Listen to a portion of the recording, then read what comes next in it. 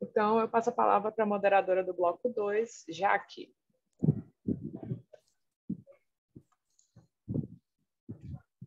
Bom dia a todas e a todas. Então, eu já me apresentei, sou Jaqueline.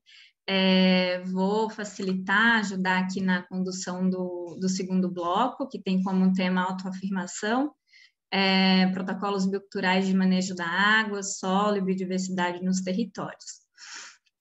Então, essa discussão, assim como, né, estava aqui aprendendo também, estamos todos aprendendo, os protocolos bioculturais são esses instrumentos, né, que são esses instrumentos de autoafirmação das comunidades e dos territórios, né? A gente vai ver a partir das experiências aí das apanhadoras de flores, das raizeiras do Cerrado, e também do povo lá de Morros, do Maranhão, né? Como se dá essa diversidade, né, de formas, né, de construir esses acordos, esses protocolos bioculturais comunitários, né? Então, os protocolos bioculturais, eles são muito amplos, né, nesse termo das formas de proteger esse conhecimento tradicional que é gerado, né, há séculos, né? Inclusive, em um dos vídeos a gente vai ver isso, quanto tempo esses conhecimentos são construídos, né, e das mais variadas formas, né? Então, os protocolos, eles visam, né, eles vêm como esse instrumento para registrar esses conhecimentos tradicionais, essas práticas, esses manejos, né, de determinado povo ou comunidade tradicional, e aí, né, aproveitando um pouco do gancho do bloco anterior, né, de como isso pode se perpetuar para além, né, dos povos e comunidades tradicionais, para as comunidades camponesas, né, e, enfim, para outros tipos, né, de comunidades que não necessariamente povos e comunidades tradicionais, né, e esses instrumentos, esses acordos, né, eles registram esses saberes que são fluidos, né, são ancestrais e dizem respeito, né, de como ele é associado à biodiversidade, né, associado ao cultivo de plantas, né, ao tratamento de plantas, o cuidado com a serra, com as florestas, né, o cuidado com as águas dos rios, né, o manejo de determinada planta. Então, esses conhecimentos, eles são amplos e eles são diversos. Então, se a gente olhar por essa perspectiva, os protocolos bioculturais, eles são, né, algo que, de certo modo, acontecem desde sempre nas comunidades. E aí os protocolos bioculturais e as comunidades e povos tradicionais começaram a perceber, né, de como esses conhecimentos eles precisavam ter algum tipo de registro, né, seja nível comunitário informal mesmo ou formal, digamos assim. Informal na comunidade justamente porque são esses conhecimentos ancestrais e fluidos que podem se perder.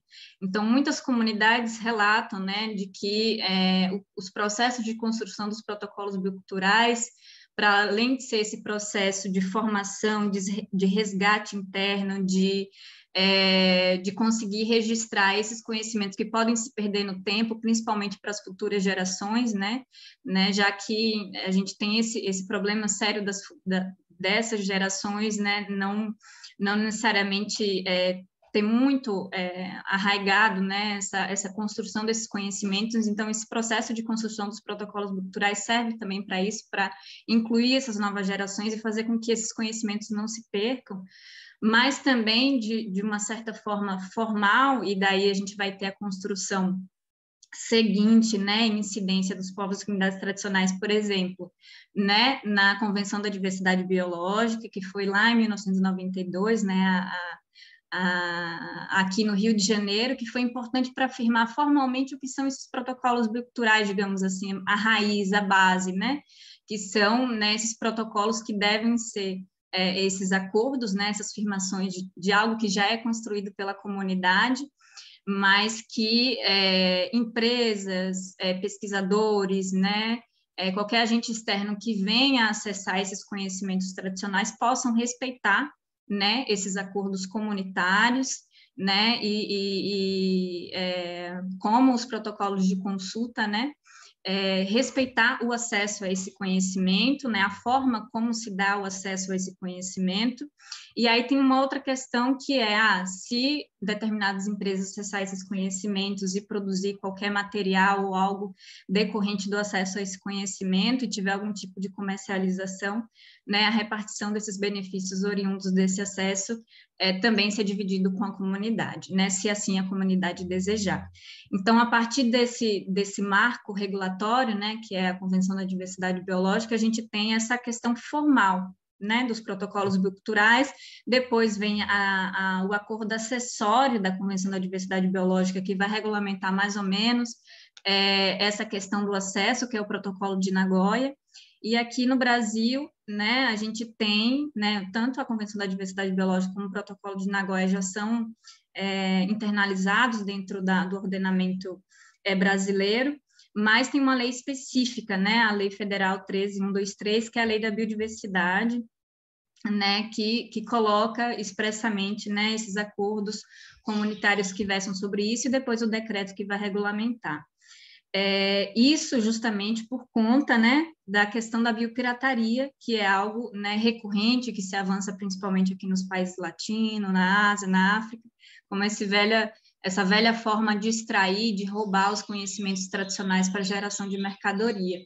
Então, o que a gente pode dizer é que esses instrumentos e esses manejos são uma forma que acontecem desde sempre, e esses acordos são firmados pelas comunidades, tanto a nível informal mesmo, dentro da comunidade, né, para estabelecer esses manejos e essas formas de preservação da biodiversidade, mas também é um instrumento importante para garantir, né, a defesa contra essas práticas de biopirataria, né, que assolam as comunidades. Então, é basicamente isso. Agora eu abro para a gente chamar aí os vídeos que vão ajudar nesse nosso debate. O primeiro vídeo, então, é da articulação Pacari, no Goiás, Minas Gerais. Quem vai apresentar é a Lurdinha, a Luceli e a Aparecida. As mulheres raizeiras atuam dentro de sua comunidade, atendendo às pessoas que procuram por remédios caseiros para cuidar de vários tipos de doenças. Muitas vezes acompanham as mulheres desde a gravidez até o parto e depois acompanham as crianças, conhecem as dificuldades das famílias que podem levar a doenças, acidentes sofridos, ferimentos, alguns sofrimentos psicológicos ou espirituais, enfim, em toda a comunidade tradicional há uma raizeira ali para cuidar da saúde das pessoas. Acontece que essa prática é criminalizada e então as raizeiras atravessam a dificuldade de existir e atender as pessoas, mas com medo, inseguras e até mesmo enfrentando denúncias, como aconteceu com uma raizeira em Goiás, que chegou a ser presa, acusada de infringir o Código de Consumidor. Então, a nossa visão da articulação Pacari foi de resistir e aprofundar na formação das raizeiras, promovendo encontros, cursos, feiras, intercâmbio entre grupos na comunidade e entre comunidades, proporcionando coletas coletivas de plantas nativas, incentivando a troca de conhecimento sobre a identificação das plantas utilizadas e aos poucos, e despertando, né, o interesse por participar de espaços políticos para debater as principais políticas públicas relacionadas à saúde e ao meio ambiente, participando de feiras fora de sua comunidade, participando de eventos culturais e políticos, participando de debates sobre saúde, sua relação com as plantas medicinais e alimentação saudável em escolas e universidades. Então, nós, a partir daí, decidimos pela construção de um documento que nos desse visibilidade sobre a nossa existência, sobre o que fazemos em nossa comunidade, sobre a relação que existe entre o ofício de raizeira e o uso tradicional da biodiversidade local, sobre o nosso território, sobre o nosso conhecimento tradicional. A participação de raizeiras em espaços de construção de políticas públicas nos deu uma maior segurança, né, para desenvolver o nosso protocolo comunitário biocultural, que contou com 12 encontros regionais e 2 encontros nacionais, para, enfim, após formar um conselho político de raizeiras, né, formado com o objetivo de sistematizar e reafirmar acordos, né, um código voluntário, um protocolo comunitário. Vou falar para vocês um pouco do protocolo biocultural das raizeiras, que é um instrumento que a gente considera que é um instrumento político, que ajuda a gente a nos dar autonomia para trabalhar com nossas plantas medicinais. E dessa forma que ele está aqui, a gente consegue mostrar num só material uma caminhada de conhecimento, uma caminhada de práticas que a gente vem fazendo ao longo do tempo. O protocolo do Cerrado, para nós raizeiras, é muito importante, porque ele trouxe mais visibilidade e nós teve como mostrar o nosso trabalho. E eu chamo assim da nossa Bíblia, né? Porque ele mostra o que é uma raizeira do Cerrado. Então, assim, a gente tem mais propriedade quando a gente está nos espaços públicos, nos espaços políticos, que a gente mostra o protocolo, todas as pessoas encantam.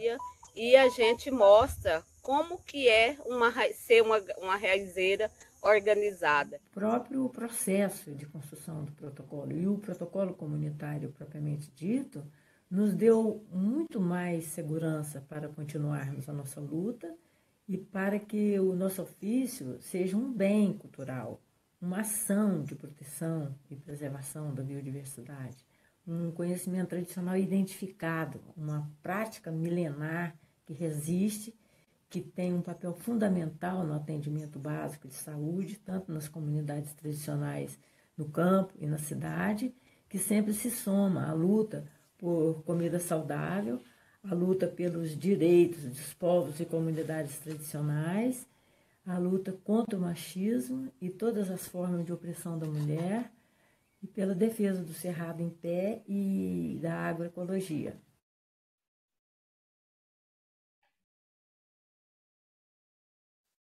Quero agradecer a presença, inclusive, da Lourdinha e das demais companheiras do Cerrado, desse importante processo, né? Foi o protocolo biocultural das raizeiras do Cerrado, é a grande referência que a gente tem nacionalmente, né, de protocolo biocultural. E eu acho que é importante só pontuar essa questão que a gente pode abrir para o debate, dessa importante segurança e autonomia que o protocolo biocultural também traz, né, nesse processo de construção das oficinas, né, desse processo interno de formação, de olhar para dentro, né, de conseguir registrar esses conhecimentos, né, e da segurança que elas falam, né, da segurança que a gente tem aqui agora com esse documento, que a gente pode chegar e cobrar as políticas públicas que a gente precisa e dizer que, olha, é válido o que a gente está fazendo, né? Então, acho que isso é bem importante. Agora, a gente pode passar para o próximo vídeo, que é da Comissão das Comunidades das Apanhadoras de Flores Sempre Vivas em Minas Gerais, com a Tatinha e com o Márcio.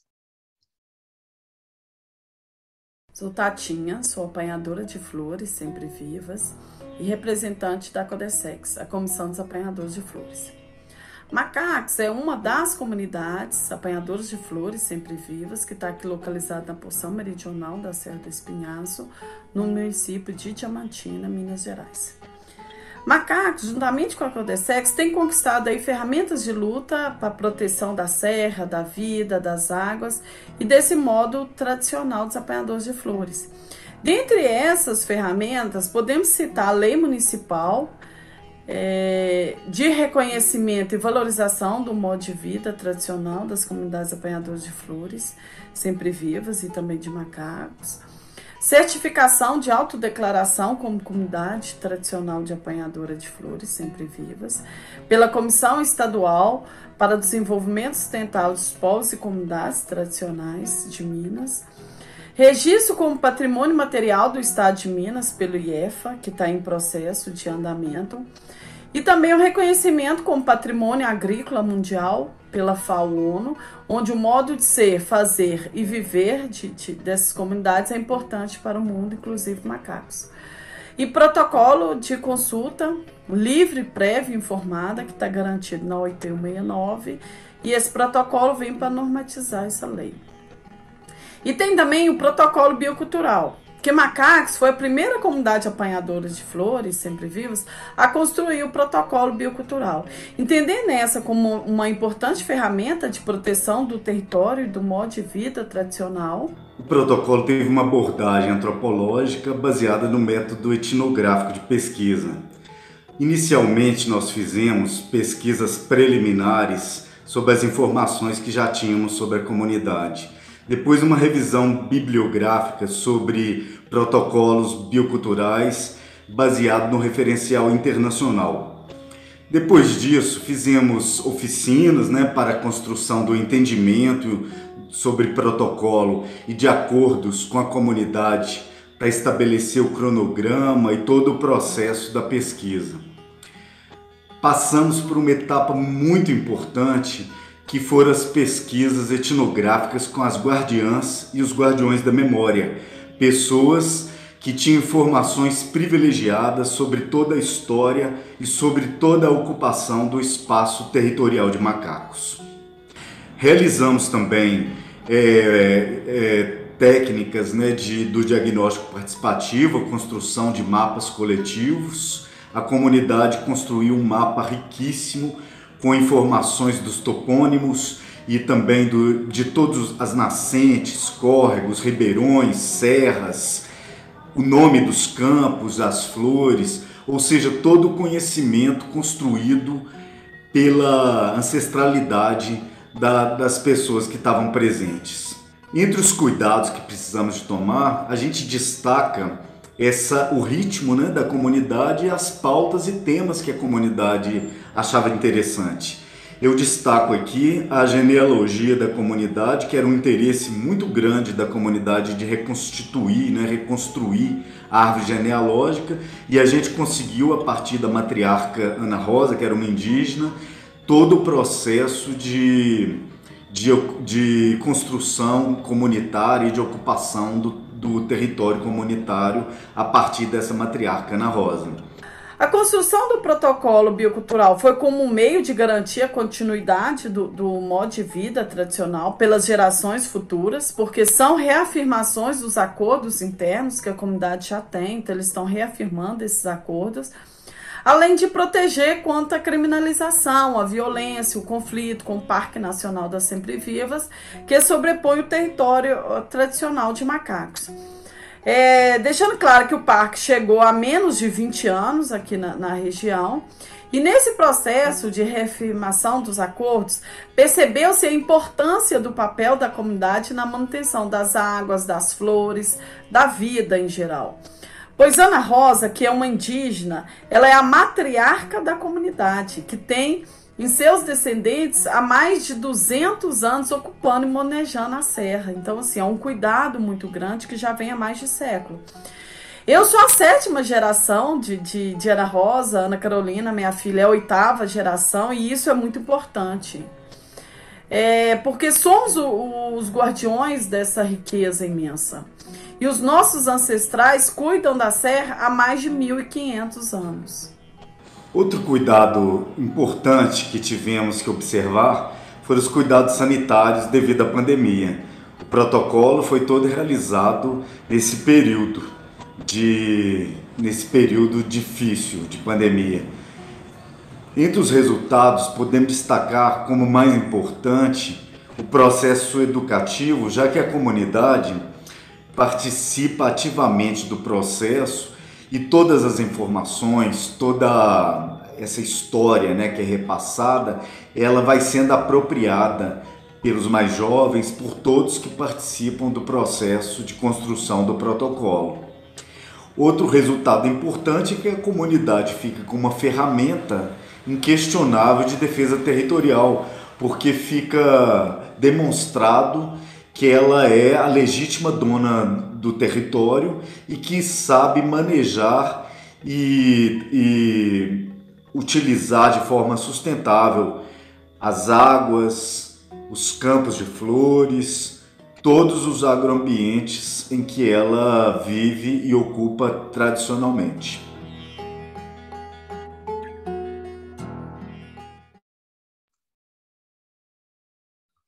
Agradecer as falas dos companheiros, e aqui eu acho que um ponto importante, né, é essa questão da genealogia, que é algo novo, né, dentre essas experiências, que também é um dos modos, né, uma das formas, né, de se construir o protocolo biocultural, né, um dos elementos, digamos assim, que podem compor o protocolo biocultural, e como, né, a Tatinha e o Márcio falam o quão isso é importante, né, para se reconhecer, para afirmar suas origens, as suas ancestralidades na região. Então, para reafirmar, né, como esses elementos dos protocolos bioculturais são tão fluidos e importantes para resgatar essa memória tradicional. O próximo vídeo é do município de Morros, Maranhão, apoiado pelo Tijupá. Quem vai falar é o senhor Lorival. Bom dia, eu sou Lorival Pereira da Silva, conhecido como Louro, morador da comunidade Patizal, município de Morro, estado do Maranhão. Faço parte do assentamento Rio Pirangi, né? E a gente, em relação à cor ambiental, né, nós se reunimos aqui na nossa comunidade, desde 2001, nós criamos a nossa comunidade católica, e em 2005 nós criamos também a Associação do Trabalhador Rural de Patizal, né. E aí a gente achou necessidade de a gente fazer alguns acordos, porque estava nascendo muito descontrole dos sócios, dos moradores da região, que não estavam respeitando a natureza. E a gente se reuniu, né, em algumas reuniões, e a gente definiu, né, um acordo, que foi fizemos 33 acordos, né. Esses acordos foram discutidos com cada morador, com cada povoado, e foi acertado ponto por ponto. E a gente, né, definiu esses pontos, fomos lá também no cartório, colocamos na associação, resistimos no cartório, e hoje é um acordo, né, que tem na associação. Como por exemplo aqui, né, o primeiro ponto é aqui, queimar de roçado, que antes a gente roçava as roças, a gente não tinha preocupação de fazer a cera, já hoje não. Com o acordo, a gente determinou, né, que tinha que ter o acero de 3 metros, lado a lado, e que não fosse queimar também a roça, a gente fosse coletivo, um ajudando a queimar a roça do outro, para o fogo, se o fogo passasse, mas a gente apagasse, né? Questão também de animais também, a gente não proíbe também a caça predatória também, também botar também água, botar também hoje, andou também no riacho, que antes a gente botava hoje, a gente fez também já os tanques, e a gente já bota também, já mandioca também hoje, já nos tanques. Então melhorou muito também a qualidade da farinha, né? A nossa água também. E a gente também determinou também, né, também dos matos de trabalho, que antes a gente roçava, a pessoa ia serar o mato, quando começava logo o ano, a pessoa ia roçava, né? Então a pessoa que ia roçar uma linha de roça, roçava logo marcava 10 áreas. Aí quando o outro ia procurar o mato para roçar, não achava mais. A gente fez um acordo, é o seguinte, que a partir do mês de abril, que começava a marcar as pontas de mato. Então hoje a gente respeita esses acordos. Aqui no nosso acordo aqui, né, no 16º, diz o seguinte também, que fala um pouco aqui, né, proibida a tirada de madeira de uso comum do assentamento para fins comerciais. Então essa madeira que nós tiramos, a associação às vezes permite, né, a gente não pode também vender para fora do assentamento, só para quem mora aqui no povoado ou o círculo vizinho. E aqui também em relação também o 17º, será permitida a retirada de madeira com fins comerciais se a madeira for de área privada, como quintal, né? Se eu plantei uma árvore, hoje já está grande, então nesse caso, se eu plantei, eu posso já vender, né? Mas tem também um destaque que a gente também é muito importante para nós, a gente cultiva já as áreas, né? E fez o sistema agroflorestais, Quem apresenta para a gente é a Alessandra Curapi. A gente plantou várias espécies de adubadora também, de fruta frutífera também, e que a gente também não usa mais o veneno. A gente também delimitou também, né, que a gente não pode também usar mais o veneno, porque o veneno é um dos piores venenos que tem, né, que provoca nossa saúde. E a associação, né, fez alguns acordos, que a gente vem mantendo esses acordos, que hoje a pessoa não pode mais cometer. No caso do veneno aqui, né, se alguém usar o veneno, causa poluição à terra, água e animais, as famílias terão um prazo máximo de 2 anos para se adaptar e buscar apoio técnico quanto o defensivo natural. Então nós já usamos defensivos naturais, que elas são melhores do que o veneno, que ela não causa nada para o meio ambiente. Então, essa parte de veneno nós deixamos de mão.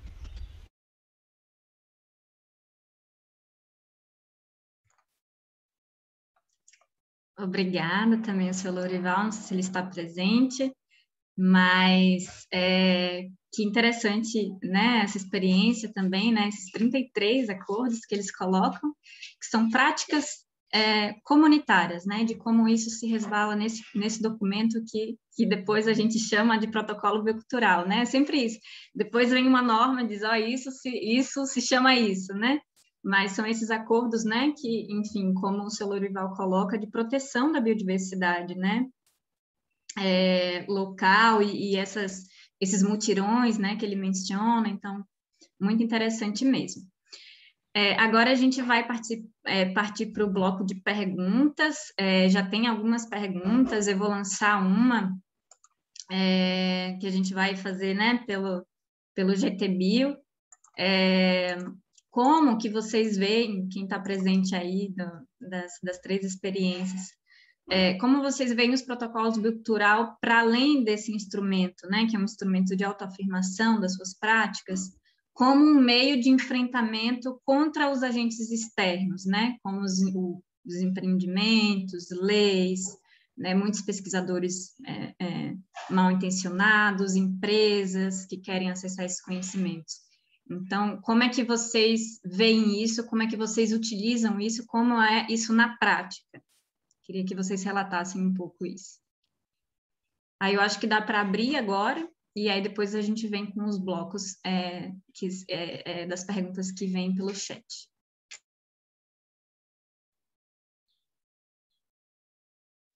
Posso começar, então? Pode sim.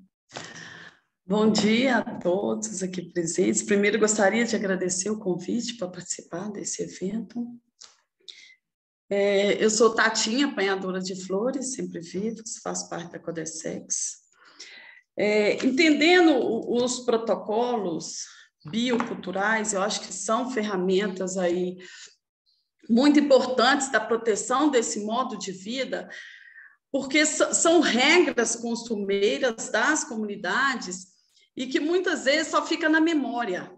E a gente percebe nesses anos aí de caminhada que o que está na memória ele é importante, mas a gente precisa afirmar isso no papel, porque eu acho que um dos objetivos principais, assim, lógico que é uma ferramenta que pode ser usada de várias formas, por exemplo, para não se perder a memória, é uma reafirmação desses acordos aí, que eu achei fantástica essa experiência de ir enumerando quais são esses acordos, e também para deixar para as gerações futuras, porque isso muitas vezes se perde se isso não tiver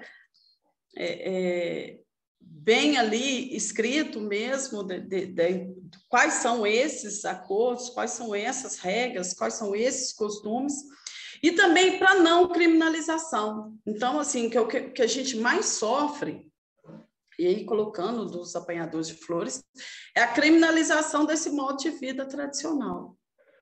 Então, assim, eu acho que essa é uma das formas, mas a gente sabe que nesse processo de caminhada não é a única ferramenta. Então, assim, ela se junta a outras ferramentas de lutas que temos aí, porque a gente sabe que uma ferramenta sozinha, nesse mundo que a gente está, ela não tem grande validade. Eu não sei se era essa a pergunta, Gisele. Sim. Então, está aberto para mais perguntas no chat. A gente tem alguns comentários e uma pergunta direcionada à Codesex. Tem 2 comentários aqui que eu acho que é importante a gente mencionar. Um é do Johnny e outro é do Leonardo. O do Johnny é sobre a questão das definições jurídicas da 13123, né, que tem esse desafio entre a conexão da norma, né, com os protocolos bioculturais construídos pelas comunidades tradicionais. E essa é uma grande questão que a gente enfrenta, né, dentro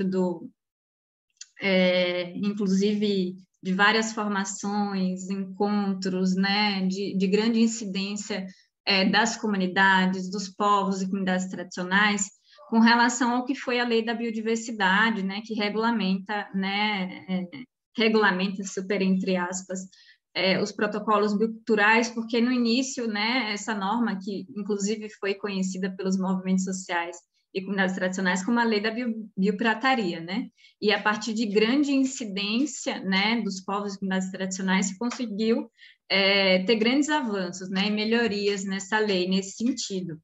Mas ainda assim, né, acho que é importante a gente mencionar que tem essas 2 facetas, né, ao mesmo tempo que os protocolos bioculturais, eles vêm com essa ferramenta tão importante de construção, de firmação, de autoafirmação das comunidades, né, quando chega a Lei da Biodiversidade, quando chega, por exemplo, a ratificação do protocolo de Nagoya em plena pandemia, aqui sem consulta nenhuma aos povos e comunidades tradicionais, de compreender que também há jogos, né, de interesses, né, quando a Fernanda abriu e falou sobre esse avanço, né, de patenteamento desses conhecimentos por essas empresas, né, de como o registro desses conhecimentos pode facilitar o acesso, né, dessas grandes empresas a esses conhecimentos. Então, tem essa outra faceta, né, de como uma legislação ela pode ser, ao mesmo tempo, basilar e protetiva aos protocolos bioculturais, mas, ao mesmo tempo, ela pode vir como um meio que mais criminalize, digamos assim, que mais, né, ao invés de proteger, pode também facilitar e roubar esses conhecimentos tradicionais. E quando a gente se trata, né, de um sistema legislativo do Brasil, né, que a gente tem uma bancada ruralista tão forte e atuante no Congresso, a gente sempre tem que ficar de olho, né, e o GTBio discutiu muito isso, né, de como a Lei da Biodiversidade tem muitos elementos falhos nesse sentido. Mas não se deixa de defender os protocolos bioculturais, né? Tem que ser esse instrumento mesmo de autoafirmação e dizer que não é isso que vocês estão pensando que vocês querem que seja, como, né, a comunidade constrói ele, como a comunidade defende ele perante, né, esses agentes externos, como bem a Tatinha colocou.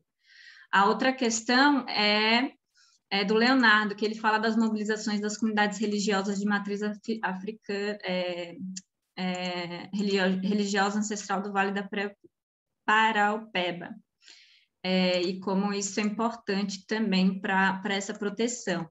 O Tigu está aqui, inclusive, eu aprendi muito com ele, de como também, né, as comunidades, né, de matriz africana, por exemplo, elas também, né, são povos e comunidades tradicionais que são segmentos, né, reconhecidos pelo Conselho Nacional, e como também essas comunidades têm um grande conhecimento da biodiversidade, justamente para o uso das suas práticas e etc., e como esses conhecimentos também devem ser protegidos, inclusive na construção desses protocolos bioculturais. Inclusive o Tigu, que está aqui, também pode comentar no momento que for aberto, né, que eu acho que esse é um importante debate que às vezes, né, a gente não coloca em questão, em tela. E aí vem uma questão específica para a equipe da Codesex, de como anda a relação com o Parque Nacional Sempre Vivas, a respeito da coleta das flores dentro da área da unidade de conservação.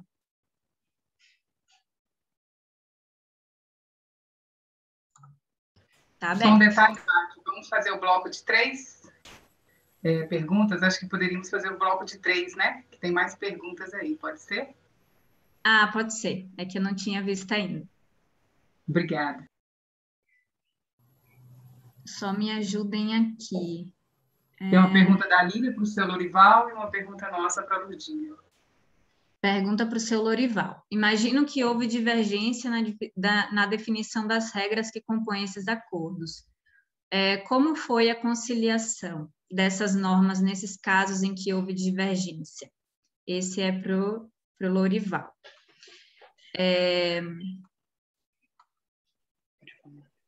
Da Fernanda, para a Lourdinha. Como você vê os protocolos bioculturais no enfrentamento à criminalização às comunidades e o risco da biopirataria? Daí tem uma outra, não sei se eu deixo para a próxima, Fernanda, o que você acha do Fernando? Ou eu já emendo? Pode já colocar do Fernando, que a gente faz um bloco de 4 dessa vez. Tá Obrigada. bom. E o Fernando coloca: por que o respeito à vida tem que ser legitimado por meio dos protocolos bioculturais, se é uma forma boa de viver? Tá aberto. Então, vou começar aí com a pergunta sobre a relação com o Parque Nacional de Sempre Vivas. Desde que se criou o parque, é um conflito, porque é uma sobreposição ao território, então é uma coisa imposta. Na época não tínhamos protocolo de consulta, então nem sabíamos quais eram os nossos direitos. Mesmo depois de tantos avanços, tantas ferramentas, ainda há criminalização, então assim, ainda tem conflito.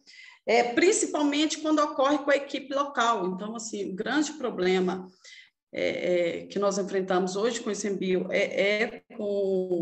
com a equipe local, ainda tem criminalização da apanha da flor, da solta do gado, da sócio de toque. Então, assim, e a ferramenta que a gente encontrou para superar um pouco esse conflito, a construção, a celebração do termo de compromisso. Então, assim, a gente já avançou, porque já fez um termo de acordo celebrado entre o ICMBio e as comunidades e a Codessex, para se fazer o termo de compromisso para que essas práticas tradicionais sejam respeitadas e não sejam mais criminalizadas. E aí, só que o diálogo só foi possível com a intermediação do Ministério Público e com outras esferas do ICMBio. Então, assim, se fosse um diálogo com a equipe local, a gente não ia conseguir avançar nada nesse processo. Então, assim, e as formas de criminalização, elas acontecem, mas é um pouco diferente, porque, assim, antes tinha multa, tinha prisão, e hoje é perseguição, é ameaça, tomar as flores quando as pessoas estão em campo, pegar tudo que a pessoa tem dentro da lapa, mas não fazer registro nenhum disso. É só ameaças, é só perseguição, mas de uma forma mais cruel, porque nem que aí isso não é registrado. Então, é como se fosse nem sei o que seria isso. E aí, pensando porque isso aí outra ferramenta que eu acho que vai ajudar muito a celebração desse termo de compromisso é esse protocolo biocultural, que são as regras, gente. Eu acho que é simples, é a partir daí que se vai construir aí o termo de compromisso, porque já tem ali quais são as regras, o manejo tradicional, o cuidado, porque assim, e são cuidados e respeito muito com a natureza, que é ela que determina como que é a nossa vida. Então, assim, essa relação ela é muito forte, entendendo tudo que a gente tem ali dentro do território é importante. É importante porque a gente depende deles da mesma forma que eles dependem da gente, isso eu estou falando das águas, das flores, das plantas, dos alimentos, dos animais, da mesma forma que dependemos deles. E aí, a necessidade de um registro, porque só fala, ela não é válida. Então, assim, a gente pode falar 1000 vezes que tem flores no campo, tem flores no campo, tem água para abastecer as comunidades, tem alimento nas mesas, porque a gente está fazendo isso há mais de um século, aí, cuidando, manejando, para garantir. Mas isso só não é válido. A gente precisa, infelizmente, ainda colocar no papel, e isso também, muitas vezes, é importante para ficar para as gerações futuras. Não sei se Massinho quer complementar aí alguma coisa.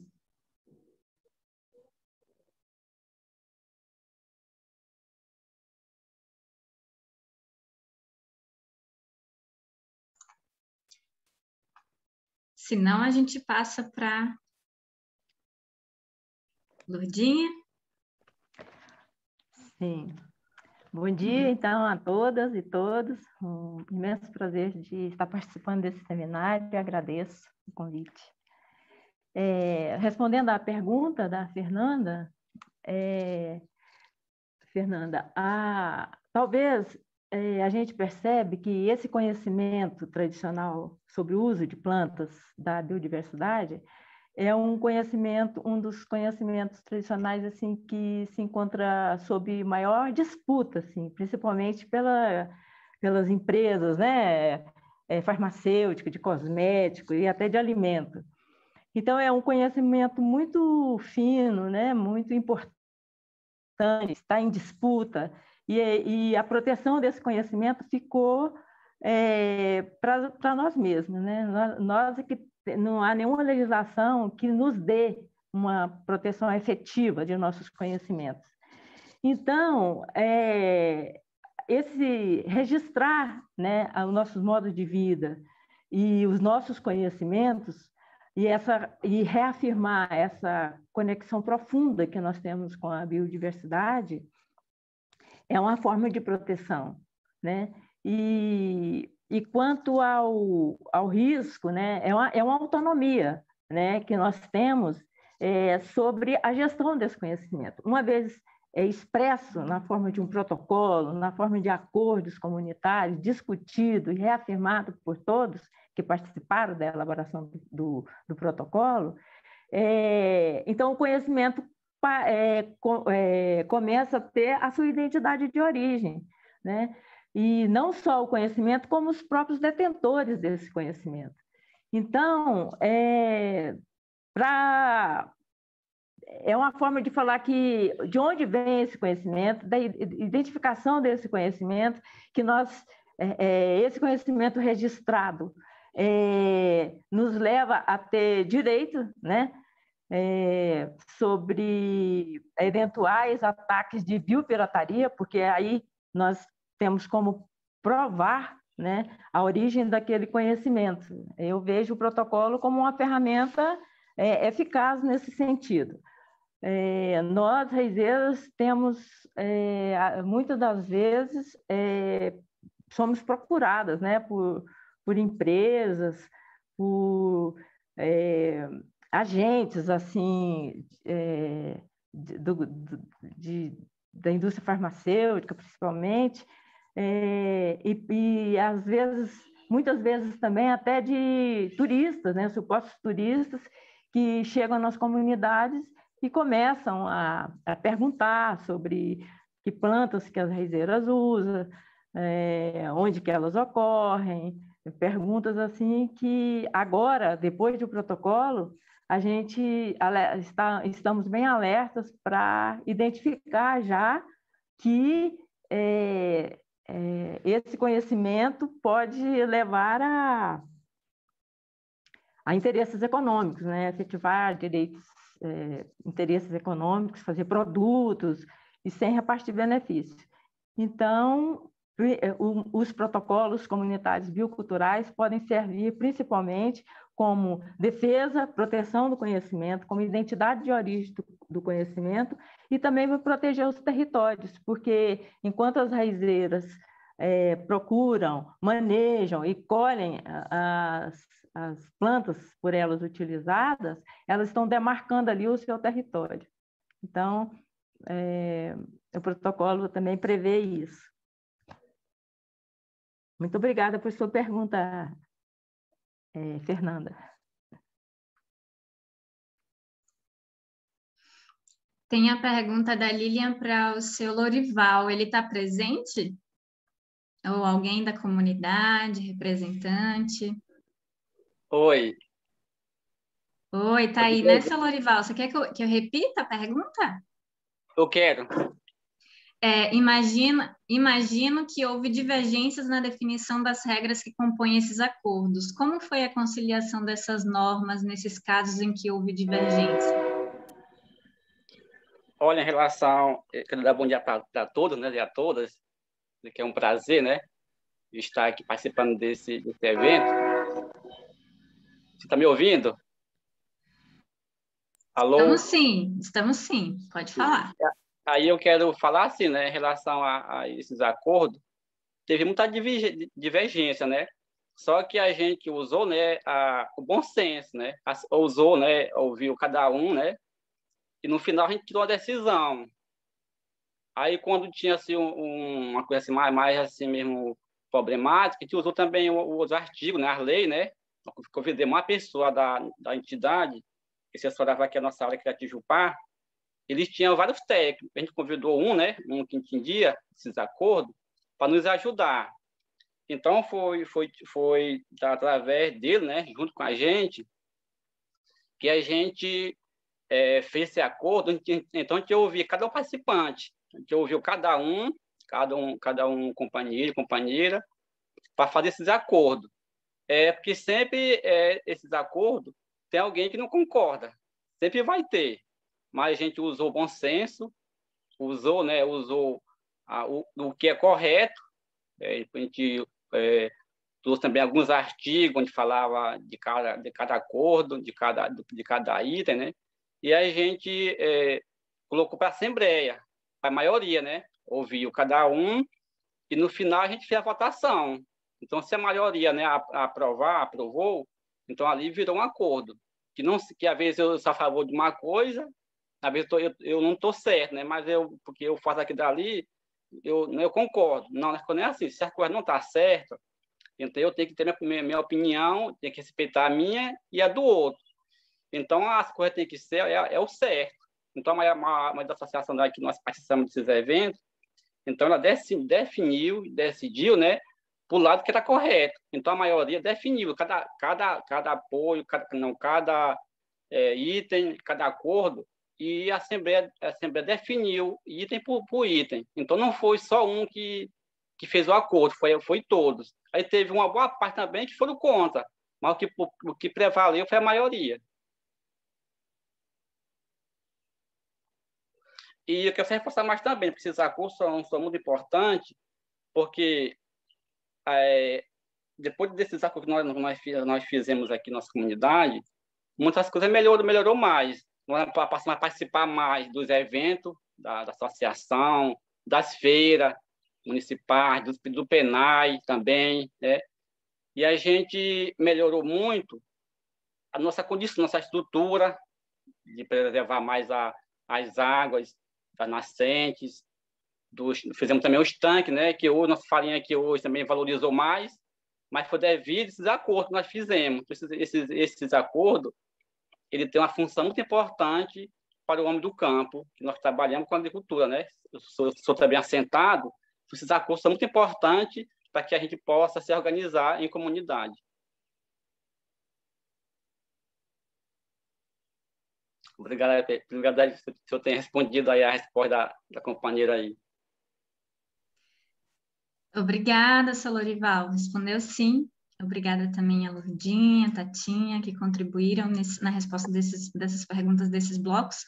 A gente vai fazer um último bloco de questões, e aí a gente encerra essa etapa e passa para a próxima. A gente tem a questão do Fernando ainda, ele coloca, porque eu havia mencionado isso anteriormente, mas eu acho que ninguém respondeu. Porque o respeito à vida tem que ser legitimado por meio dos protocolos bioculturais, se é uma forma boa de viver, principalmente ante o Estado. Aí fica aberto quem quiser responder. A outra pergunta é da Jolemia. Em regiões onde as populações tradicionais desconhecem sua origem devido ao processo de acossoamento e colonização intensa, desinformação, muitos negam sua identidade. Diante disso, qual a implicância dessa marginalização sobre essas populações tradicionais? E quais ações de emergência devem ser tomadas para mitigar esses problemas? Eu acho que por hora é isso, essas duas. Eu gostaria de fazer um comentário nessa última questão aí da Jolênia.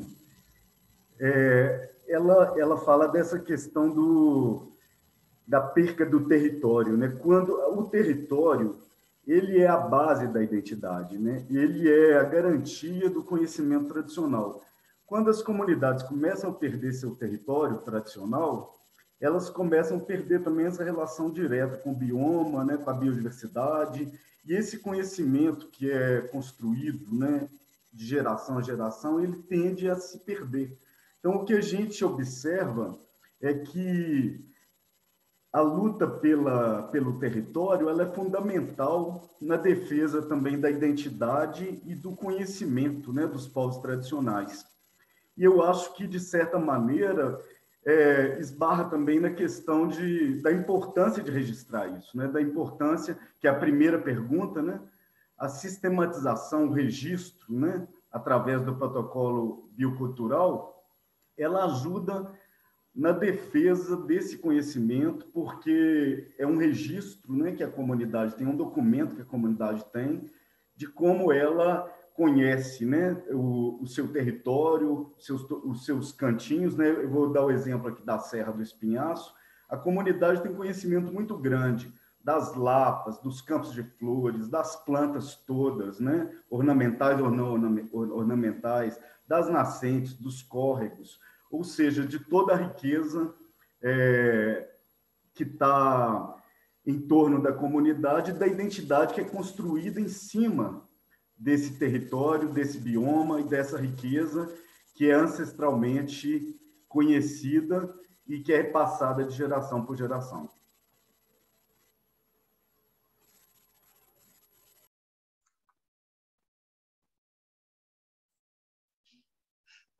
Obrigada, Márcio. Eu acho que ninguém mais quer comentar. Deixa eu só colocar essa questão da marginalização. Claro.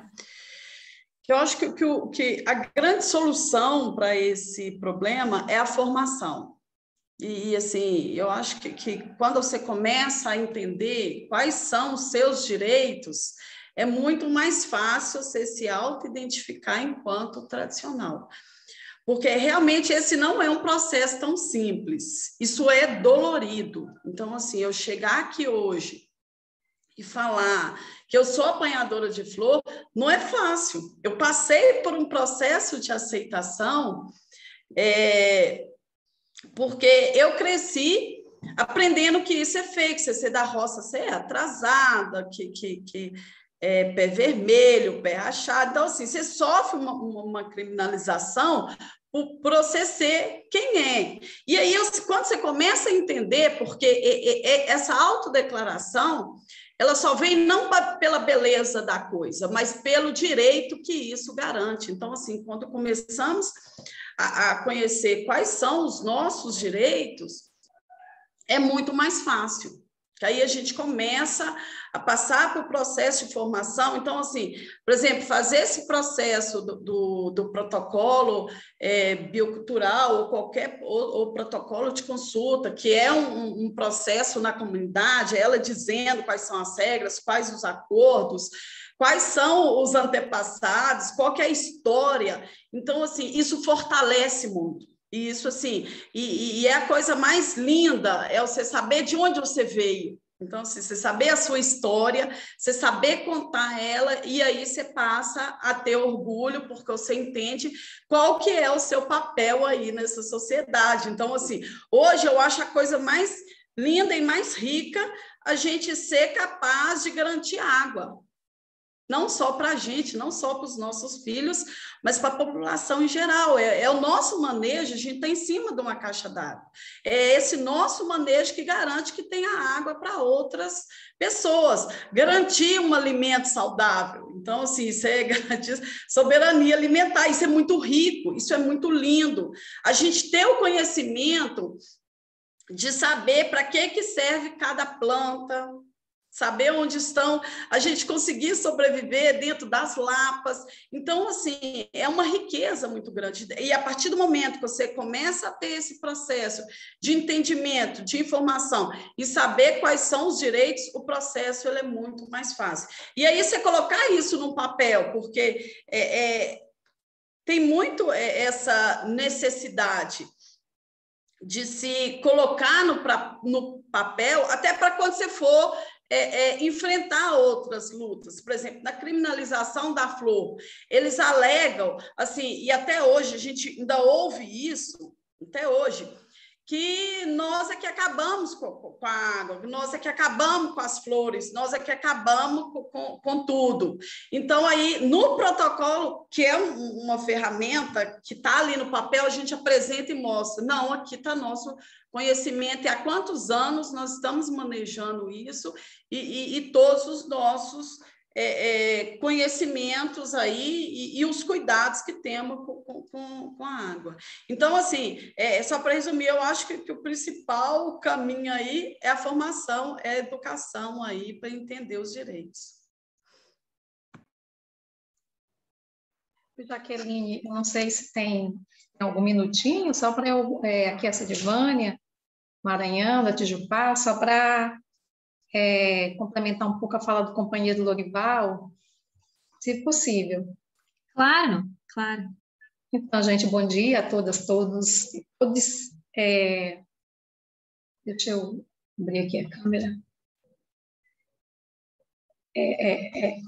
Então, assim, a importância dos acordos, né, para a comunidade, como o Louro colocou, né, foram acordos coletivos, eles surgiram da necessidade, a comunidade já fazia os acordos, porém, né, as regras vinham sendo descumpridas dentro da própria comunidade, muitas vezes por agentes externos, né? Se trata de uma área de assentamento, um assentamento de mais de 32 mil hectares, e com várias associações. Na ocasião, acho que eram 11 associações, cada associação com um quantitativo de povoados, tanto de moradores e moradoras. Então, foi um processo de regularização fundiária com um modelo de assentamento que não condizia, né, e nem condiz ainda hoje com a realidade das comunidades que ali existem, que já tinham suas regras comunitárias de uso desses saberes, de uso dos territórios, né, de manejo da biodiversidade, e que com a institucionalização, digamos assim, do território,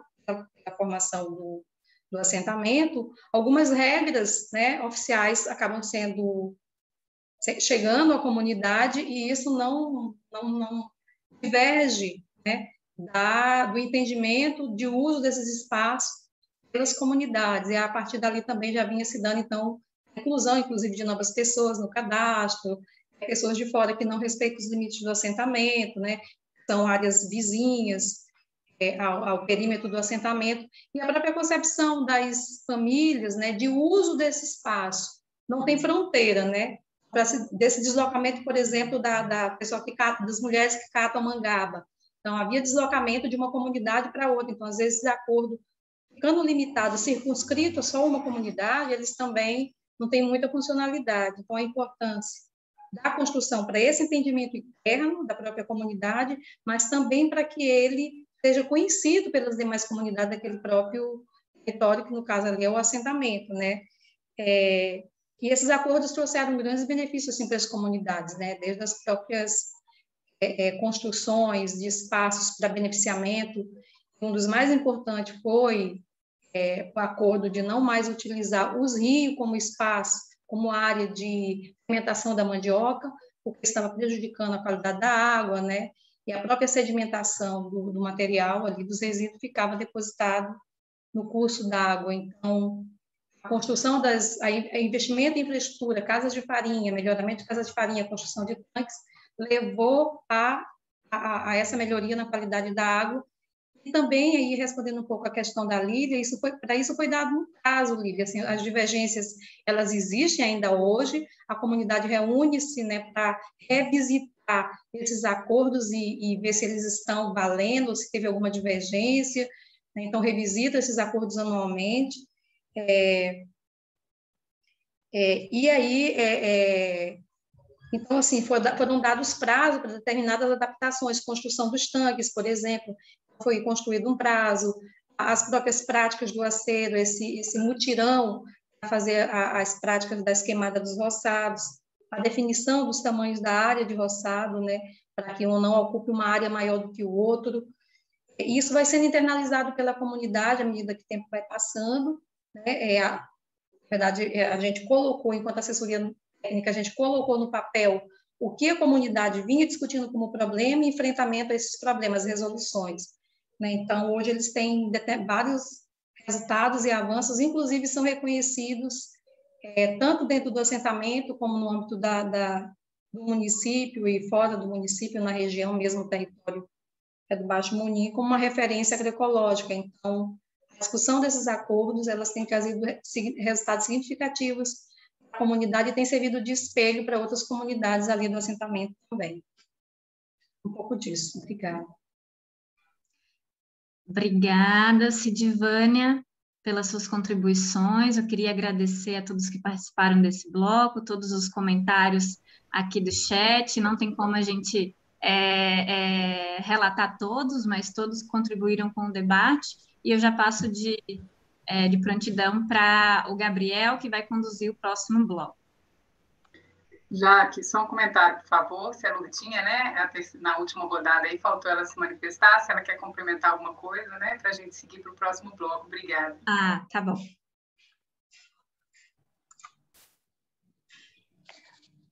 Obrigada, Fernanda. Eu acho que as falas foram muito contundentes e falaram muito bem, excelente fala das companheiras. E eu só poderia destacar aqui que a gente vive submetida a leis, né? E muitas das vezes leis, decretos, marcos que sequer nos consultam, né, para serem feitos, leis que diz respeito sobre nossos modos de vida, mas que nós não somos consultados, né? Então, eu acho muito importante o protocolo ser considerado como uma lei, né, interna, uma lei costumeira, né, dentro da comunidade, e isso vai sendo internalizado naturalmente pelas pessoas, e uma vez entendido que aquele acordo faz parte de um direito, né, de um direito de exercer aquele ofício, que mesmo não sendo reconhecido pelas autoridades, por leis ou por marcos, é uma prática, é um ofício que existe há muito tempo e que diz respeito à ocupação daquele território, ao uso tradicional e sustentável daquele território.